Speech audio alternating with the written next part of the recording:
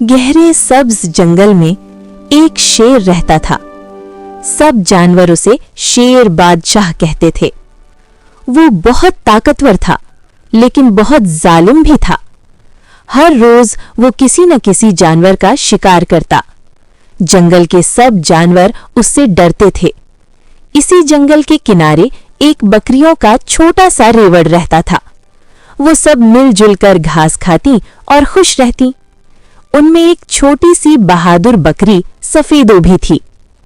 एक दिन शेर बादशाह ने ऐलान किया, रोज एक जानवर मेरे पास आएगा, वरना मैं सबको मार डालूंगा। सब जानवर डर गए। अगले दिन बकरियों की बारी थी। सब रोने लगी, लेकिन सफेदो बोली, मैं जाऊंगी मगर अक्ल से काम लूंगी। सब हैरान रह गए। सफेदो जानबूझकर देर से शेर के पास पहुंची। शेर गुस्से में बोला, इतनी देर क्यों? सफेदो बोली, बादशाह सलामत, रास्ते में एक और शेर मिला। वो कहता था वो असल बादशाह है। शेर गुस्से से पागल हो गया, मुझे दिखाओ वो कहाँ है।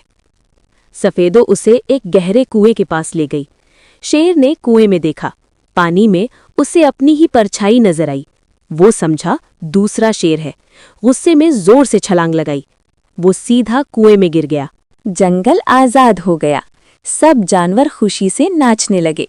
सबने सफेदों को कहा, तुम छोटी हो मगर सबसे ज्यादा बहादुर। सफेदो मुस्कुराकर बोली, ताकत नहीं, अक्ल सबसे बड़ी ताकत है। सबक, अक्ल और हिम्मत से बड़ी ताकत